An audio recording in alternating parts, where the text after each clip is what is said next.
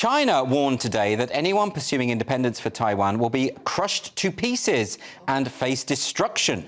The threat comes just a week after China conducted large-scale military drills around Taiwan in what it called punishment for so-called separatist acts. So, how worried should we be about a potential war? And would the US get involved in defence of Taiwan? We'll be shortly speaking via video link to Nigel Inkster, who is Senior Advisor for Cybersecurity and China at the International Institute for Strategic Studies. And here in the studio, I'm joined by geopolitics expert, Dr. Roger Gewolb. Welcome to the show.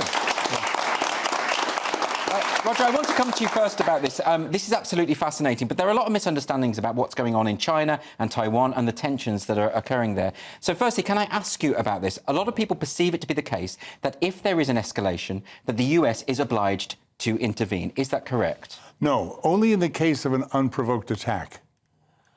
If they're messing around, if they're being aggressive, if they're poking, the US, it's very woolly. They're not committed to particularly do anything. The whole China situation is kind of woolly in a strange sort of a way.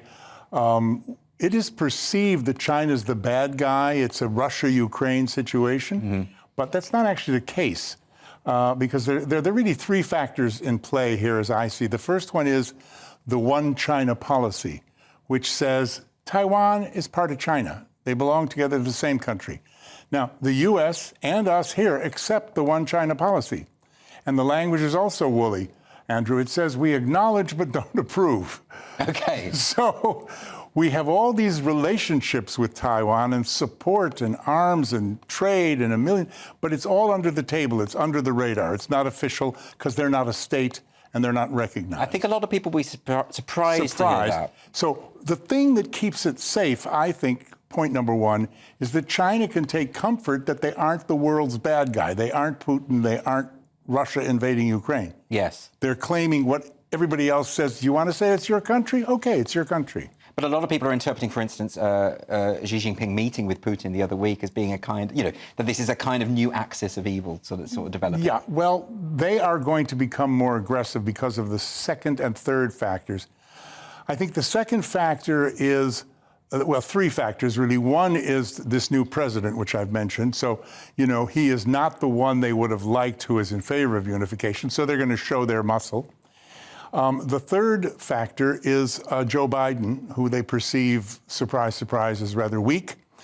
And his recent, in the last week or so, way in which he's dealt with his support for Israel in a kind of a wishy-washy way, I think they're going to take note of and realize they can push a bit further. Very interesting. We're going to come back to that point, I think, about the American situation. But I just want to bring in Nigel Inkster at this point. Nigel, can I ask you about these recent military drills? Of course, the last time we saw this was when Nancy Pelosi was over there in November of 2022. Is this simply a show of muscle, as Roger says? Or is there something more sinister at play here? It is a show of muscle. It's actually a lot of things. It is a show of muscle. It's a show of disapproval for the new president, William Lai, whose inaugural address didn't say anything new, but said some things in a way that China found particularly offensive. I think it's worth bearing in mind that between the election of Lai in January this year and now, China's military activity in the Taiwan Straits has been relatively restrained and limited up until this point.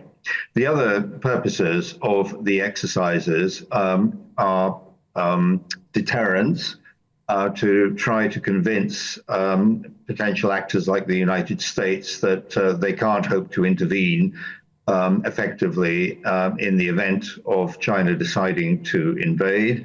It's also about continuing to impose psychological pressure on Taiwan and attrition on Taiwan's armed forces, who have to send up their aging fleet of F-16 fighters every time these incursions take place. This imposes a significant toll on them. And of course, it's also part of Chinese military efforts to develop the capabilities and to exercise the capabilities that they would need if they're going to take Taiwan. Very interesting. I just want to come back to Roger about this because there are a number of reasons why the Chinese might want to have a presence there. There's the oil resources, of course, in the South China Seas, but there's also this question of superconductors. 70% of the world's superconductors are in Taiwan. This actually has huge ramifications if China were to seize those factories, would it not? Well, I was just going to come on to that, and for the benefit of our viewers and our audience, I mean, why are we all sitting here talking about China and Taiwan? It's miles away. It's two countries. It's not us. We got enough of our troubles here. Well, the reason why is chips and superconductors, because if those fell into the wrong hands or were used in the wrong way, that would be the end of the world commerce, the internet, everything we do, the automotive industries, everything would fall apart. That's why it's so strategic, and that's why we're talking about it. A lot of people don't know about this at all. And, of course, these chips are used in all sorts of devices. Yeah, absolutely everything. Everything would fall apart.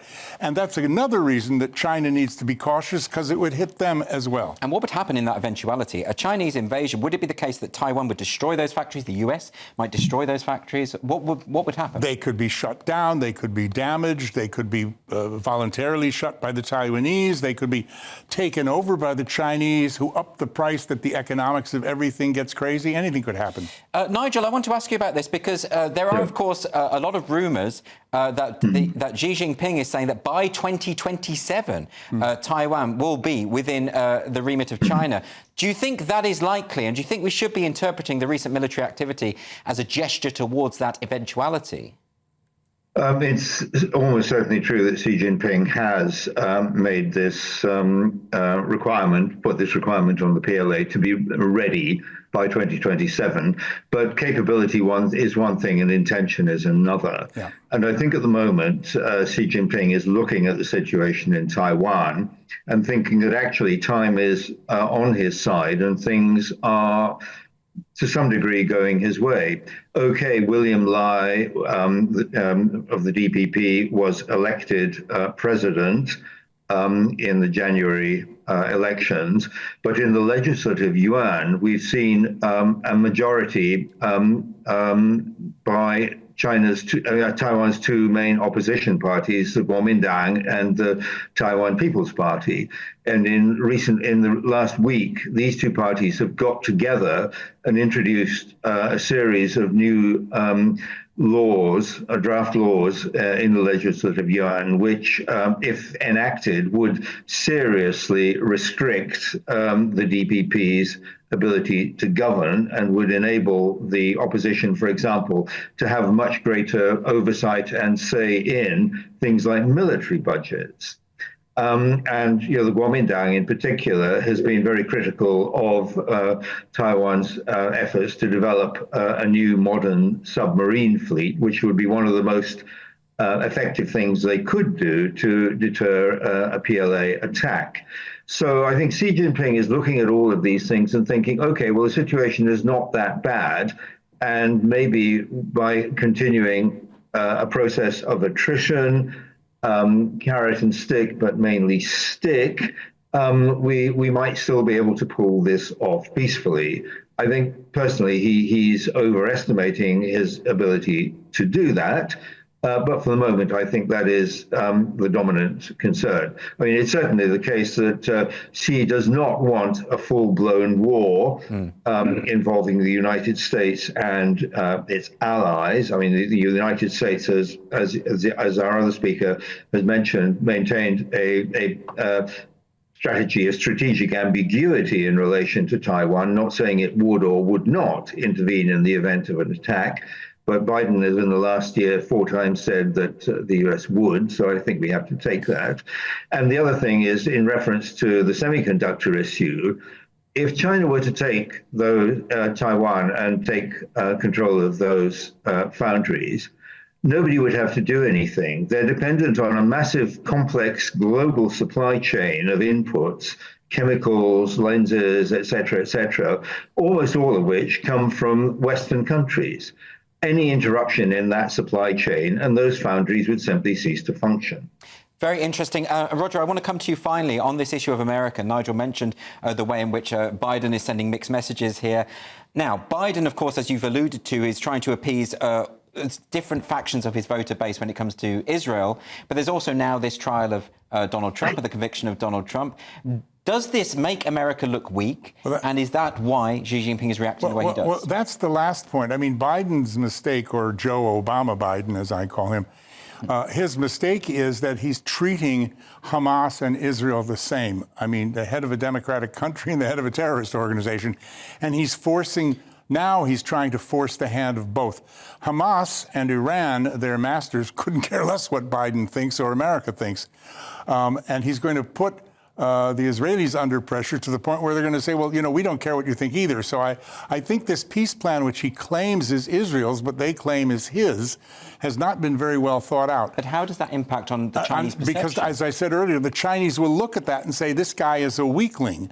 In the same way as Hamas saw that Israel was riven in two by the political faction and thought that's a good time to go and attack. The fourth point, which you just mentioned, is Trump. And I think that's another factor. If Trump is given a jail sentence, he will not be able to pardon himself because these are state crimes, not federal. Only the governor of New York can pardon him. And so he can serve as president in jail under the Constitution. Yes. He can indeed. So the same people who've set up all these witch hunt trials for him are now introducing into Congress that a president in jail may not have Secret Service protection. It's incredible to think that this is happening. That's the latest thing today. No Secret Service protection for you. Treat him like Harry.